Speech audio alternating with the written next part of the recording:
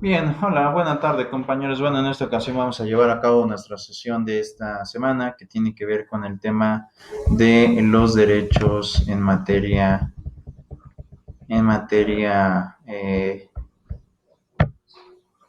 de sucesiones. Y bueno, sí, bueno, es que me está marcando un error, aquí me aparece el uno.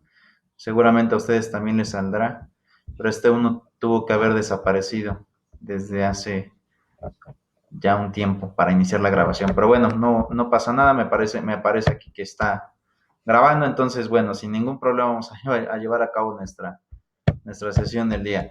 Bien, bueno, para hablar acerca de las sucesiones, compañeros, en realidad es un tema bastante diverso, porque esto tiene que ver cómo es que una persona logra adquirir derechos por voluntad o bien por urgencia ante la falta de voluntad de una persona respecto de sus bienes o respecto de su patrimonio. Entonces, esto resulta en realidad bastante complejo de explicar por lo siguiente. Comúnmente logramos comprender la sucesión como testamentos, pero no siempre es así. A veces las personas no necesariamente necesitan un testamento para adquirir derechos respecto de un bien. A veces necesitan tramitar un juicio cuando esta persona no dejó testamento. Y el juicio que se tramita es el juicio intestamentario, que en este caso es ante la falta de voluntad del de cuyos, nosotros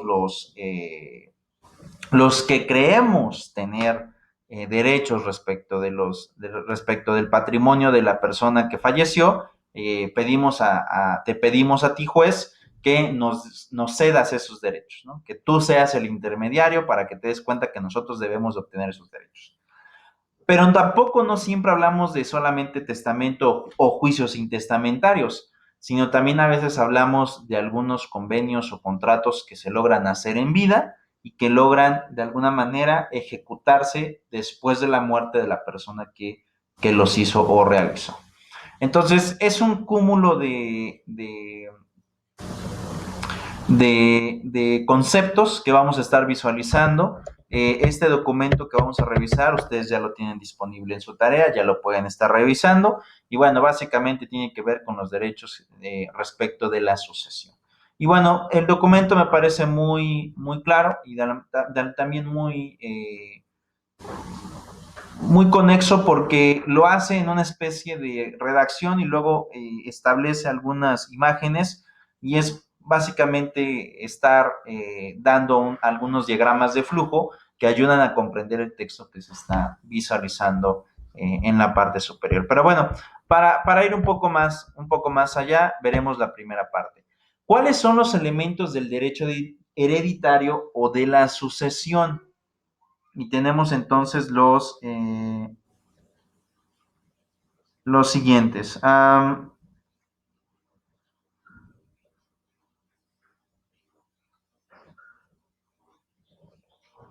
Mediante la sucesión hereditaria, una persona, que en este caso es el testador, eh, o el de cuyos, traspasa el total o parte de los bienes y derechos a otra u varias personas. No podrán disponer de estos hasta la muerte del testador o de cuyos. Es algo muy importante.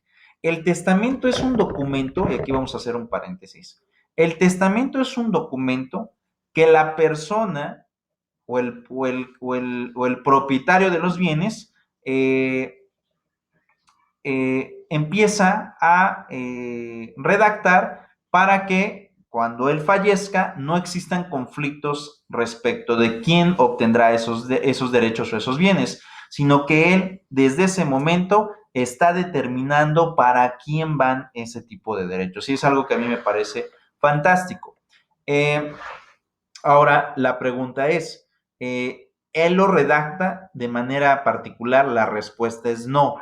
Para que un testamento sea válido, tiene que estar fedatado ante notario público. Es decir, él tiene que acudir con un notario, con el notario que él crea o considere que que puede realizar su trabajo. Todos lo pueden hacer, pero de alguna manera, pues él puede decidir con quién. Y este notario, bajo la facultad y potestad de fe pública que tiene y que le otorga el Estado, podrá llevar a cabo la redacción y protocolización del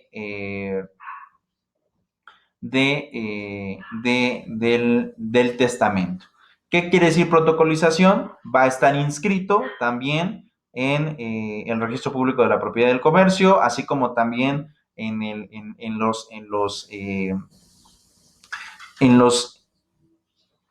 sucesos, en los libros en los cuales el propio notario está llevando a cabo sus actos.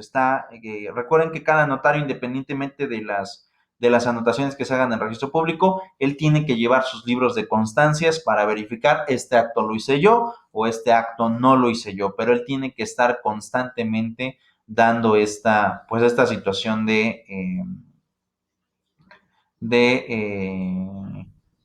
pues de inscripción para que no exista ningún tipo de duda de los actos que está realizando. Fíjense, los tipos de sucesión que existen son la testamentaria e intestamentaria. En la sucesión testamentaria, el de cuyos manifiesta su voluntad de disponer sus bienes y derechos después de su muerte, mediante un acto personalísimo, unilateral, libre y solemne que se denomina testamento.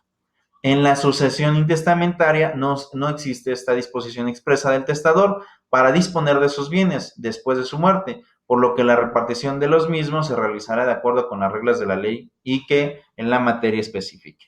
En pocas palabras, vean esta parte. Si tú logras hacer un testamento, ¿qué va a pasar con las personas, con tus hijos o con tu esposa? Ellos tendrán que acatar como tal la voluntad que tú manifestaste en el testamento. Si no existe testamento, entonces la ley ahí prevé cuál es el orden de preferencia por medio del cual estarán adquiriendo derechos las personas o tus familiares cercanos sobre tus bienes, pero lo establece la ley. Ahora, es algo muy importante. En el caso de Puebla existe una regulación, pero recuerden que cada estado de la República en su Código Civil establece su propia regulación. Por lo tanto, lo que ahorita voy a manifestar es única y exclusivamente del estado de Puebla. Probablemente pueda cambiar, a lo mejor con el Código Civil de la Ciudad de México, o el Código de Veracruz, o el de Hidalgo, o el de Michoacán, o el de Guerrero, o el de Oaxaca, puede cambiar, pero puede cambiar porque, vuelvo a repetir, cada estado de la República tiene su propio código, entonces esto es algo muy importante. En el caso de Puebla hay una orden de preferencia que ahorita lo manifestaremos. Y entonces vean esta parte. Tenemos el derecho hereditario. Puede ser de sucesión a su lado izquierdo o puede ser legatario. Puedes tener un heredero y puedes tener un testamento. Así es como básicamente se va a estar dando el círculo entre cuando existe testamento y cuando no. Ahora, vean esta parte. Muchos de ustedes se habrán preguntado, bueno, ¿cuál es la diferencia entre heredero y legatario? ¿Cuál es la diferencia entre estos dos términos, ¿no? Porque una cosa, obviamente, cuando tienes testamento, pues vas a recibir una herencia. Y legado, ¿a qué se refiere con esta palabra? Voy a quitar aquí para que se pueda observar un poco mejor. De hecho, vamos a hacer más grande esta imagen, porque como no se quitó el número 1 de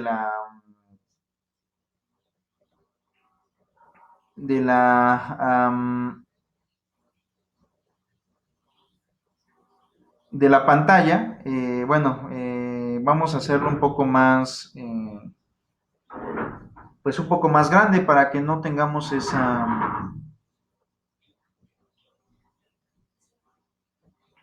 complicación básicamente.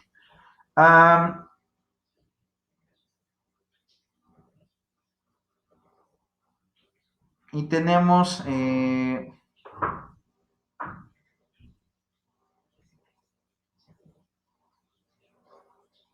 lo siguiente, fíjense. Dice, ¿cuál es la diferencia entre herencia y legado? Y tenemos primera parte. Sucesión hereditaria, y esta da a dos conceptos. Sobre todos los bienes del testador, sobre determinados bienes. Y aquí viene esta gran diferencia. Si tú en el testamento eres heredero único, es decir, todos los bienes de la persona que literalmente falleció pasan a tu nombre o él quiere que se queden contigo, con una sola persona en particular le vamos a llamar herencia. Si solamente él dice que unos cuantos bienes pasarán a tu nombre o a favor de una sola persona, entonces se le llama legado. Vuelvo a repetir, herencia es cuando todos los bienes de la persona que falleció quedan a nombre de una persona.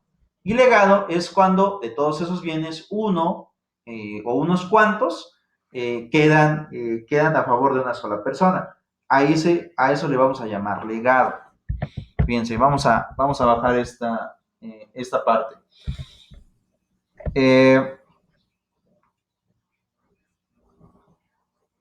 Y tenemos lo siguiente, fíjense. En un primer término,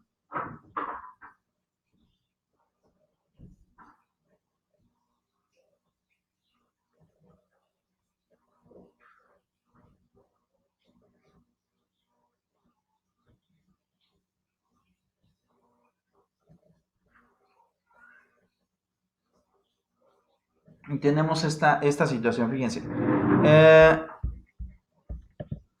Fíjense, en la herencia el testador o de cuyos transfiere el total de los bienes, mientras que en el legado lo hace únicamente de determinados bienes.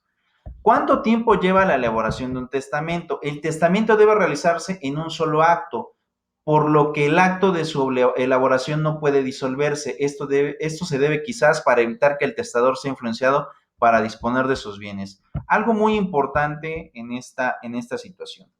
En el momento en que se lleva a cabo el testamento, no solamente es llegar con el notario y decirle, pues, ¿sabe qué? Quiero hacer un testamento. No, no solamente implica eso. Es más complicado de lo que, o es más complejo de lo que se piensa. ¿Por qué digo esto? Por una simple y sencilla razón. Pero la primordial es que el notario tiene primero que darse y verificar que la persona que va a llevar a cabo su testamento esté en perfecto estado de salud y completamente consciente de las cosas, es decir, que esté en perfecto uso de sus facultades mentales. ¿Por qué los notarios tienen que darse cuenta? ¿Por qué tienen que pedir este tipo de situaciones? Porque un testamento que sea obtenido cuando una persona a lo mejor ya está en etapa terminal de una enfermedad, probablemente implique que el testamento sea nulo. ¿Por qué puede ser nulo? Porque obviamente la persona está disponiendo, pero como tal no se sabe con exactitud si en realidad es su voluntad o bien simplemente en un sistema imaginativo o influenciado bajo otra persona está llevando a cabo la redacción del testamento. Entonces, esto es algo muy importante. Se tienen que llevar a cabo los testamentos cuando las personas están en completo uso de sus facultades mentales y en completo estado de salud. Y el notario tendrá que dar cuenta de eso, porque de no ser así, entonces esto puede dar lugar a que el testamento pueda impugnarse en lo posterior y pueda decretarse como nulo. Entonces, es algo en verdad pues bastante complicado. O sea, no resulta tan sencillo el poder elaborarlo. Ahora, ¿quiénes intervienen en la elaboración del testamento? Primero, en la elaboración del testamento intervienen el fedatario, el testador, así como dos testigos que determina el testador. La misión de los testigos consiste en garantizar con su presencia el cumplimiento de todas las formalidades establecidas por la ley y la libre expresión de la voluntad del testador. Entonces, en pocas palabras, lo que se trata es de que se lleve a cabo absolutamente todas las toda la voluntad de la persona para que pues esto obviamente pueda al final de cuentas cumplir con su deseo, con su voluntad, aún después de que éste muera. Entonces es algo muy importante. Quería enseñarles un video que, bueno, espero que abra la página de YouTube. Si no abre, bueno, no lo veremos. Pero mientras les diré algo. En el caso de Puebla, en el mes de septiembre, es el llamado mes del testamento. Entonces, ¿qué es lo que va a pasar allí o qué es lo que va a suceder con este llamado mes del testamento? Eh, lo que va a suceder es que todas las notarías, en el caso de Puebla, en otros estados no lo sé, en otros estados a lo mejor no existe o a lo mejor cambia de mes.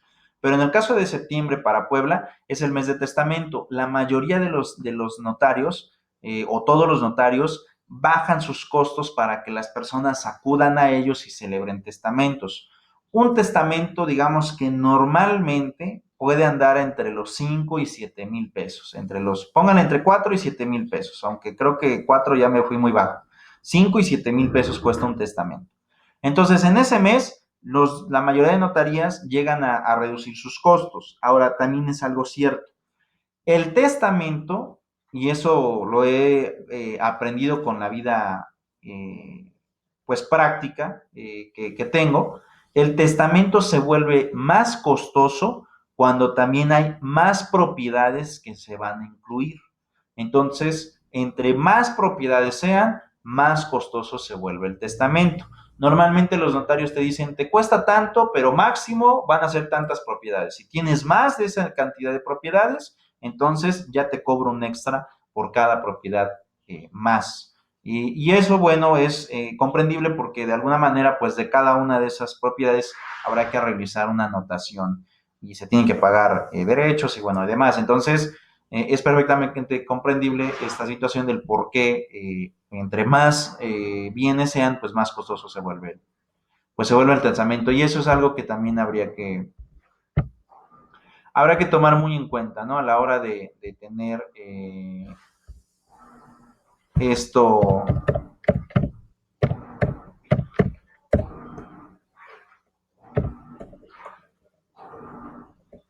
eh, esto a la hora de realizarlos. Pero bueno,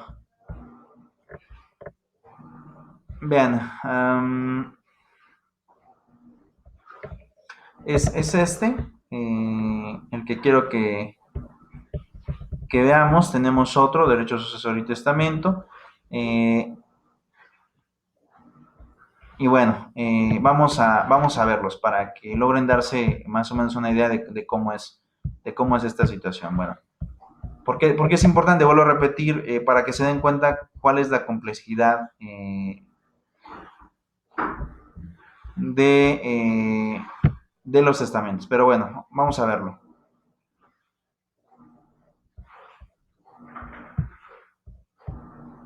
¿Cómo te sientes? Un poco mejor. Hoy tienes una visita especial. ¡Wow! ¡Qué bonito! Los perros sacan lo mejor de nosotros. Nuevo Pedigrí saca lo mejor de ellos.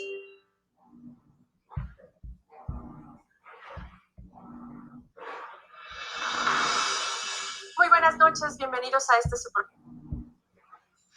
Estamos en el mes del testamento. Realmente poca gente tiene una cultura sobre este documento que es fundamental. Vean lo que le preparamos.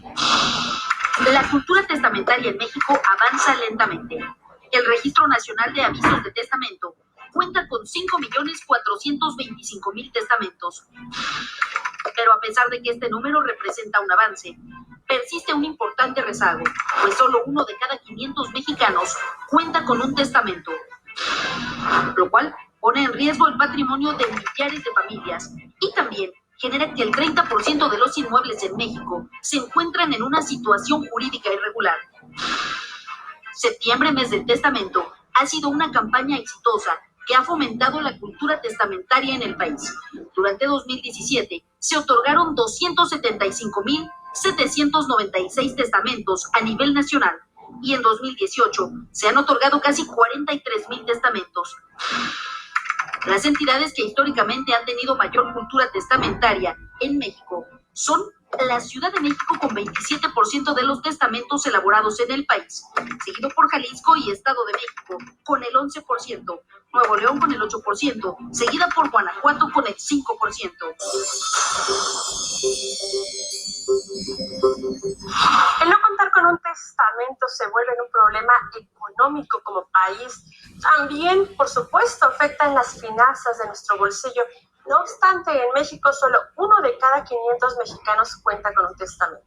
Vamos a hablar el día de hoy aquí en Índice Económico de este tema y nos da mucho gusto recibir a Guillermo Escamilla, presidente de la Comisión Legislativa del Colegio Nacional de Notariado Mexicano. Muchas gracias, Guillermo. Buenas noches. Al contrario, muchas gracias a ustedes. Buenas noches a su auditorio. Y es un privilegio para mí primero conocerlos y el espacio que le brinda la Notariado Nacional. Se los aprecio mucho. Gracias. Guillermo, ¿qué pasa con esto de solo 1 de cada 500 mexicanos tenemos un testamento? ¿Qué pasa? Que la campaña Septiembre Mes del testamento que ya cumplió 18 años, ha ido mejorando ese porcentaje, pero no ha sido lo suficientemente fuerte la penetración de la misma y la decisión de nosotros de otorgarlo para que esa cifra pueda mejorar. A nivel nacional, 5 de cada 100, 1 de cada 500, ya tenemos un testamento, pero todavía falta mucha gente que lo otorgue y estamos hablando de más del 90% de la población que en algún momento puede otorgar su testamento. 16 años cumplidos, una identificación oficial con fotografía y 1 hora de su tiempo es todo lo que requieren para evitar un intestado, para evitar un conflicto familiar. Oye, Guillermo, ¿no tendrá que ver con el hecho, con la falsa creencia de que, pues como yo no tengo mucho patrimonio o nada de patrimonio, pues, ¿qué voy a heredar? ¿Para qué hago un testamento? ¿No será, digamos, que esa mala percepción de lo que es el testamento hace que los mexicanos no lo tengan? Esa puede ser una de las causas y coincido totalmente con lo que dices. El decir qué tengo y qué voy a dejar no necesariamente tiene que ir relacionado con un aspecto patrimonial para el otorgamiento del testamento. En virtud del testamento podemos sí disponer de nuestros bienes, pero también para aquellos que tenemos hijos menores de edad, podemos designarle un tutor, un curador, que son quienes vigilarán que ellos continúen con la educación y valores que nosotros les damos en el tiempo que son niños. Ahora, eso es lo más valioso que tenemos. ¿Es valiosa una casa? Sí. ¿Es valioso un coche? Sí. Pero no hay nada como nuestra familia y como nuestra gente a la que queremos. Si los podemos beneficiar con un testamento, si los podemos beneficiar dejándoles de manera clara qué es lo que van a recibir, yo creo que ese es el mejor patrimonio que podemos dejar. Guillermo, es cierto que hasta incluso ya se puede plantear dentro de un testamento cómo quiero llegar a mis últimos días en caso de tener una enfermedad grave, cómo quiero que me traten, si quiero que me entuben o no. ¿Eso es cierto? Es un documento distinto, digamos que es similar. El testamento se va a ejecutar cuando ya faltamos. El otro documento, que es el documento de voluntad anticipada, se ejecuta cuando ya estamos ante un diagnóstico médico que ha determinado que estamos ya en una fase terminal de una enfermedad, la cual necesariamente va a provocar nuestro fallecimiento. Son documentos por separado y ambos se pueden otorgar ante notario. ¿Cómo se llama? Documento de voluntad anticipada. De voluntad anticipada. Y es precisamente lo que dice María Elena. ¿Y qué tanto se recurre a este documento de voluntad anticipada en México? Bueno, es que hablar de cifras, si bien es cierto, aquí se habla mucho de cifras, el documento de voluntad anticipada se otorga aún menos que en el testamento. Mucho menos, claro. En la Ciudad de México no se han otorgado 20,000 documentos de voluntad anticipada. Y esta posibilidad ya tiene también unos 10 años que se puede llevar a cabo. Si no otorgamos testamento, mucho menos el documento de voluntad anticipada. Y eso atrae también consecuencias que pueden ser preocupantes para el patrimonio de las familias y la estabilidad de las familias. ¿Por qué es preocupante como país tener esta cultura tan limitada? Yo creo que debemos de partir, salvo su mejor opinión, de la importancia del respeto al Estado de Derecho, al principio de legalidad que nos debe de regir. Tenemos ese hábito de que cumplimos las leyes cuando nos conviene. Ese es un hábito real. Si es un medio legal el disponer de nuestros bienes o incluso de nuestra persona, como que no se nos hace muy atractivo, en adición a lo que tú muy bien comentaste hace un momento. Entonces, quizá eso es lo que puede hacer uno de los factores y podemos ir sumando varios, pero al final del día el testamento es un acto muy sencillo. Quienes ya lo otorgaron lo saben. Yo que ya otorgué mi testamento, y perdón por hablar en primera persona, fui con el notario. No me tardé más de 1 hora para que pudiera otorgarlo, implicó que en ese momento yo tomara decisiones en relación a mis personas cercanas y también lo que pensaba que iba a suceder con ellas. Es una Guillermo, pero en relación, por ejemplo, como país, hablabas de una problemática porque hay inmuebles que están intestados, que no pasan a manos de nadie y bueno, por supuesto, después van a parar a otro lado. Platícanos esta parte. De acuerdo. Si pensamos que el 90% de las personas no han otorgado un testamento y hay 30 millones de viviendas en el país, pensaríamos que de esas 30 millones de viviendas, 90 van a estar en un intestado. De esos 30 millones de viviendas, la tercera parte tiene un problema de irregularidad, ya lo viene padeciendo. Y eso se sigue aumentando en la medida en que las personas no otorgan testamento o no regularizan sus propiedades. Contestando de manera clara a tu pregunta, o intentando ser lo más claro posible, lo que nos enfrentamos es a un problema de que la riqueza que las personas han creado durante su vida se vaya a quedar enterrado y nunca podamos descubrir ese tesoro en beneficio de las personas por las cuales hemos trabajado. ¿Y quién es el beneficiario de que no se hagan los testamentos y de que quede enterrado ese tesoro? ¿Para quién termina? ¿En manos de quién termina ese tesoro? Bueno, en principio la ley señala quiénes van a ser los herederos a falta de testamento. El Código Civil de cada una de las entidades nos dice quiénes heredarán en primero o segundo. Y va señalando ahí los lugares en los cuales nuestros parientes más cercanos van a recibir nuestra herencia. Si no tenemos parientes dentro de cierto grado, entonces pudiera así pasar a la beneficencia pública o la beneficencia privada, dependiendo de cada una de las entidades. Al final del día, alguien lo va a aprovechar. ¿Y es muy común que suceda eso en México? Pues estamos hablando de un riesgo importante.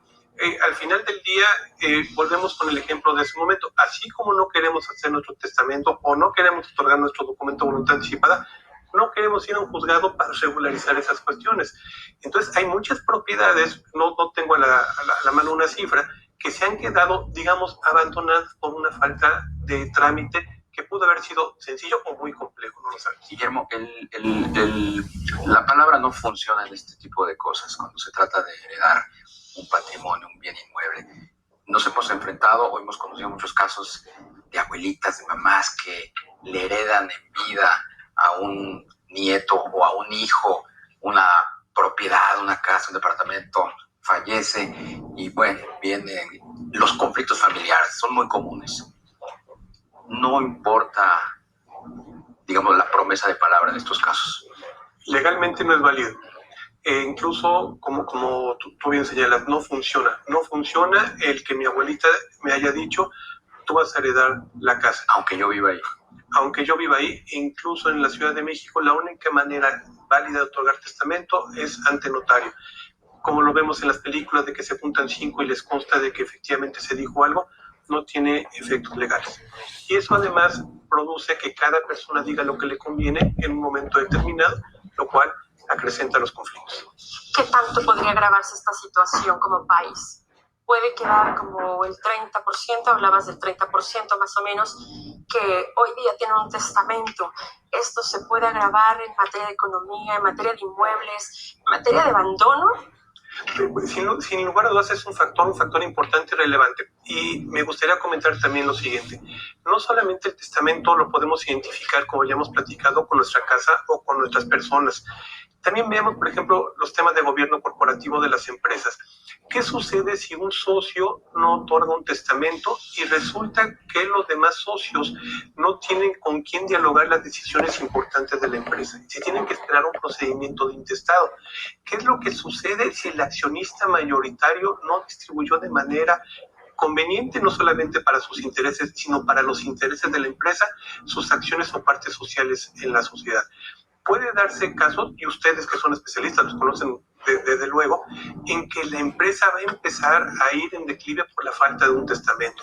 Pues muchísimas gracias. Guillermo Escamilla, presidente de la Comisión Legislativa de... Bien, bueno, como podrán darse cuenta, pues básicamente aclara los beneficios del testamento, aclara cuáles son y el por qué es importante que las personas celebren testamento.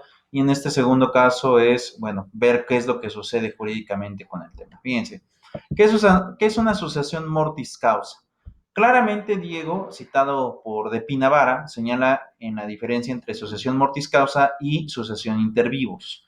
Dice, la primera puede ser universal y singular, mientras que la segunda no puede ser más que singular. Pues significando la universal como un desprendimiento o desviación de la entera personalidad patrimonial o del conjunto de derechos que ostenta una persona. Esto no puede ser causado sino por la muerte. Mientras la persona que vive no puede renunciar, no se le puede impedir el cumplimiento de su fin y para ello ha ser menester de medios y justamente los más precisos en términos jurídicos. ¿Cuáles son los elementos de la asociación mortis causa? Rafael de Pinavara dice, señala como los elementos de la asociación por causa de muerte los siguientes. Primero, personales y subjetivos, entregados por el causante, autor de la herencia o de cuyos, o testador, en el caso de la sucesión testada, y por el causaviente o sucesor, heredero, legatario.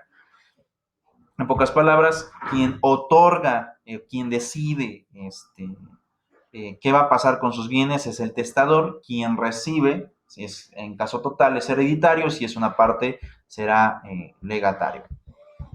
Los objetivos o reales, ¿no? Constituidos por el conjunto de titularidades pertenecientes al causante, que no se extinguen por su muerte, es decir, son el conjunto de bienes, derechos y obligaciones del de cuyos que no se extinguen con su muerte, como son el ejercicio de ciertas acciones procesales, como el hecho que tienen los herederos de contradecir la paternidad de un hijo, el que compete a los hijos para reclamar su reconocimiento, el derecho de heredar, pues aunque el legítimo sucesor muera antes de aceptar los derechos hereditarios, transmite a su vez este derecho a sus sucesores. Los derechos y obligaciones que sí se extinguen son los relativos a la personalidad, usufructo, uso y habitación, patria, potestad, mandato, derechos políticos, honoríficos, entre otros. En pocas palabras, el hecho de que una persona muera pierde los derechos sobre el bien, pero no que le reclamen los derechos sobre el bien, que en este caso también es importante, ¿no? A veces, y aunque no lo crean, se pueden pelear juicios de paternidad con personas ya fallecidas para después reclamarles ciertos derechos respecto del patrimonio, sí es posible. Entonces, eso es algo que habrá que tomarse en cuenta. Las causales. En la relación o la delación o vocación, es decir, el llamamiento a suceder u ofrecimiento de la asociación a la persona que tiene este derecho a esta, ya sea por voluntad expresada del testador o presumiéndose la voluntad del de cuyos, que es delación testamentaria, que él mismo en su testamento lo otorgue, o bien que de alguna manera, si la persona no dejó testamento, que él tenga el derecho de reclamar por la cercanía jurídica que existe con esa persona que pasen algunos bienes a su nombre. ¿Qué es el derecho hereditario? Dice que el derecho de sucesiones o hereditario abarca el conjunto de relaciones jurídicas que regulan la sucesión, no en todas sus formas y variedades, sino tan solo en el concepto técnico de sucesión mortis causa, es decir, heredar después de la muerte de aquel que tiene los derechos de la persona. Ahora, antes de que continúe, esto es algo importante precisar. Hoy en día, el Código Civil de Puebla establece un orden de preferencia para poder heredar. El primero de ellos es que, antes que nada, están los hijos. Los hijos tienen derecho a poder reclamar los bienes en dado caso de que el padre o la madre o aquella persona no haya manifestado y dejado su testamento. Entonces, aquí el código dice, bueno, si no dejó testamento, en primer lugar, quienes van a reclamar y tienen mejor derecho sobre los demás son los hijos. Después de los hijos está el cónyuge. En tercer lugar están los familiares ascendentes y descendentes sin limitación de grado, que son los padres. Después de ellos están los familiares hasta el cuarto grado en línea colateral, que en este caso ya estamos hablando de tíos, primos, etc. Y en quinto grado, dice, puede ser, en el caso de Puebla, la Benemérita Universidad Autónoma de Puebla o el Estado, ¿no? Cuando no hay familiares, ni tíos, ni primos, cuando no están los papás ya, cuando no hay hermanos, cuando no hay hijos, cuando no hay cónyuges, entonces ya pueden heredar también el Estado estos derechos de bienes. Ahora, fíjense, heredero es la persona que viene a hacerse cargo de todas las relaciones del de cuyos, activas y pasivas, transmisibles mortis causa, salvo los bienes especialmente destinados a legados, ¿no? Legatario, también conocido como sucesor particular, mortis causa en un puro precepto de bienes, no de deudas, que eso también es algo importante. El legatario no puede obtener deudas, solamente los bienes, ¿no? Porque muchos de ustedes se preguntarán, bueno, ¿las deudas en el momento de que fallece la persona terminan? La respuesta es no, no. Porque si tú eres hijo y vas a reclamar como tal toda la masa hereditaria de tu padre, en ese momento también adquieres la deuda. Si solamente adquieres una parte, entonces ahí no adquieres la deuda, solamente adquieres el patrimonio. Pero bueno, ahí ya operarían muchas reglas, porque por ejemplo, a lo mejor adquieres los derechos de una casa, pero la casa todavía no se liquida, todavía no se paga. ¿Qué es lo que va a pasar? Bueno, tú ahora eres el titular del crédito y en ese caso tendrás que terminar de pagar esa vivienda.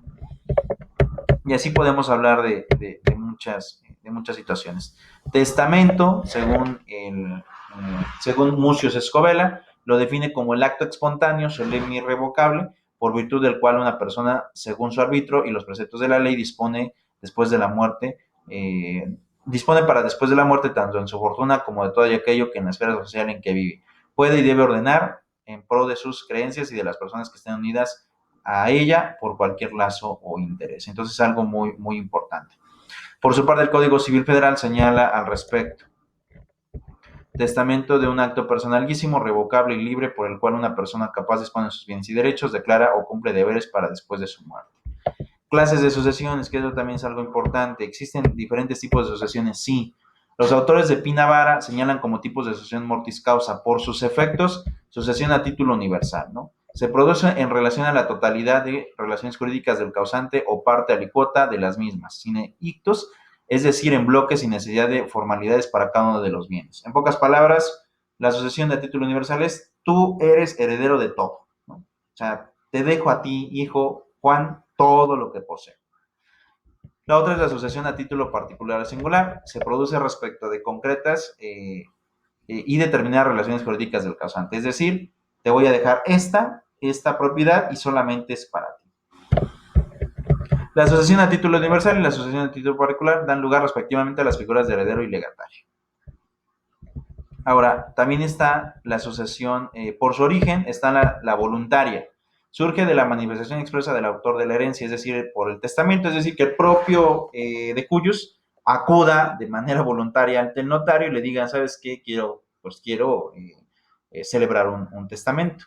Legítima. Se origina por la falta de testamento o por la invalidez de este, por lo que la ley presupone la voluntad del de cuyos, que en este caso es lo que yo les decía, ¿no? Primero los hijos, después el cónyuge, después los padres o los ascendientes en línea recta sin limitación de grado, línea ascendente o descendente sin limitación de grado, o después familiares en línea colateral hasta el cuarto grado, que ya son primos, tíos, etcétera, o ya en último puede ser la propia web, que es la universidad, o el propio estado. Y de forma mixta, dice, se presenta cuando el autor de la herencia no dispone en testamento de la totalidad de sus bienes, por lo que lo restante se dispone conforme a las reglas que rigen la asociación legítima.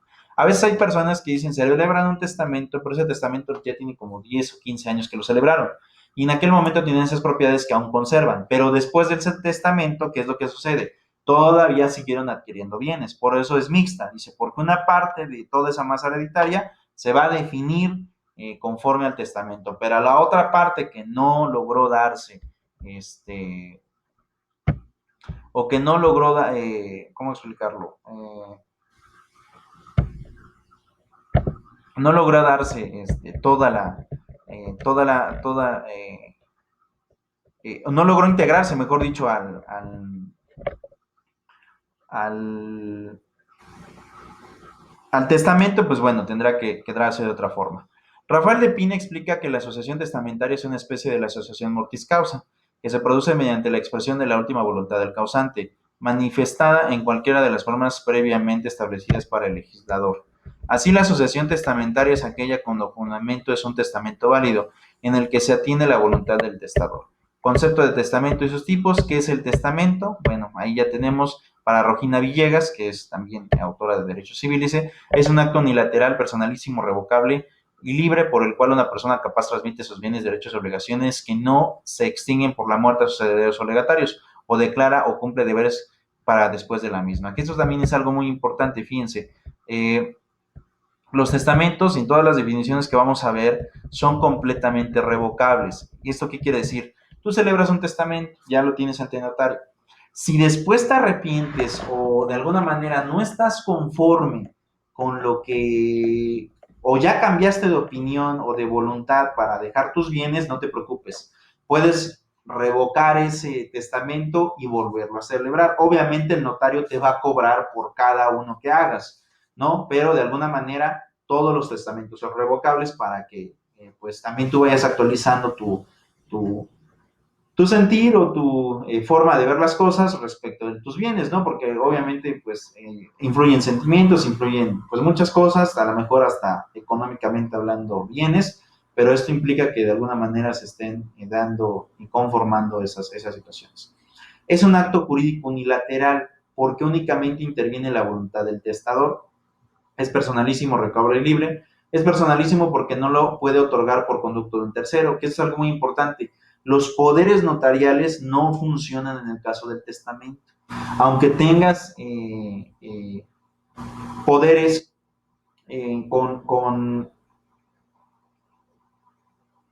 con dominio de tu patrimonio, esta tercera persona no puede ir a un notario a celebrar el testamento. Forzosamente tiene que ser el titular. No puede intervenir ningún tercero, aun aunque tenga poder para celebrar un testamento. En virtud de que el testador puede cambiar de opinión en cualquier momento. Es revocable porque en virtud de que el testador puede cambiar en cualquier momento de voluntad. Libre porque no puede existir coacción hacia el testador para disponer de sus bienes y debe ser ejecutado por persona capaz. Al respecto nos remitimos a lo establecido en el Código Civil Federal. Pueden testar todos aquellos a quienes la ley no prohíbe expresamente el ejercicio de este derecho. Están incapacitados para testar los menores que no han cumplido 16 años de edad, ya sean hombres o mujeres, porque hay muchas personas que a esa edad ya tienen bienes, ¿no?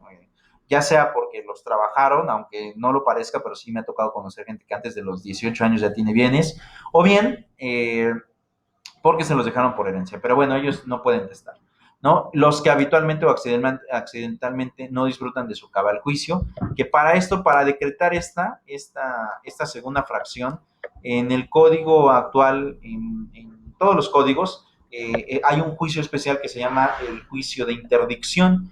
Este juicio de interdicción se interpone para que un juez declare a una persona como no capaz de poder tomar decisiones por sí misma. Y bueno, aquí ya entraríamos en un dilema entre enfermedades que dan como tal esta incapacidad mental de poder decidir quién o qué va a pasar con los bienes de una persona. Pero hay algunos significativos, ¿no?, que se declaran. O bien, por otro lado, es cuando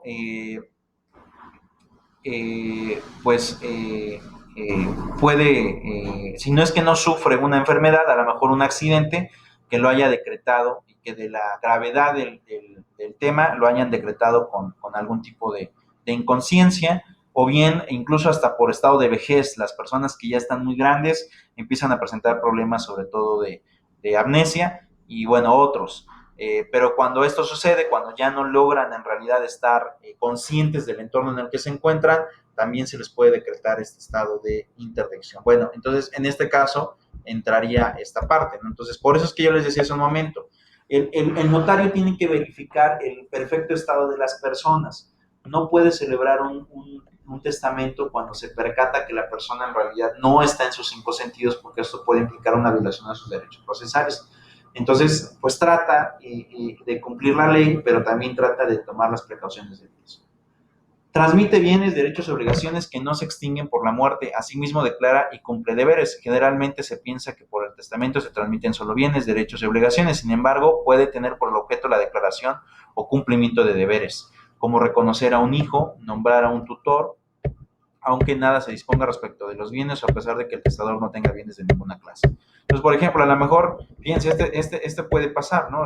A lo mejor yo tengo un juicio interpuesto de reconocimiento de hijo y ya no lo voy a concluir. Si este no concluye y obviamente yo sé que si es mi hijo, le voy a pedir a otra persona que él lleve a cabo esa acción para que otorgarle como tal, pues a lo mejor mis apellidos a ese menor. Y bueno, este mapa es muy bueno. Me parece muy bueno porque da los tipos de testamento. Fíjense, tipos de testamento. El artículo 1499 del Código Civil Federal presenta una clasificación del testamento. En cuanto a su forma, puede ser ordinario o especial. Los ordinarios pueden ser públicos abiertos, públicos cerrados, público simplificado hológrafo. Especial puede ser privado, militar, marítimo y hecho en país en el extranjero, porque también puede darse. Pero bueno, el documento ya ahí termina, pero pues en pocas palabras nos da esta clasificación en cuanto a los tipos de testamento. Ahorita ya no me va a dar tiempo verlos, pero bueno, los pueden investigar de tarea para que se den cuenta cómo están. Pueden investigar estos primeros del ordinario. Los especiales como militar, marítimo, hechos en el país del extranjero, estos no tanto, pero estos primeros 4 sí, porque ya no me da tiempo. Lo pueden verificar en el Código Civil de Puebla, en el capítulo que habla acerca de los testamentos o sucesiones, y bueno, de ahí en adelante vendrán las definiciones de este tipo de testamentos. Pero bueno, hasta aquí dejaré la clase, nos estaremos viendo hasta la próxima semana. Por mi parte es todo, hasta luego.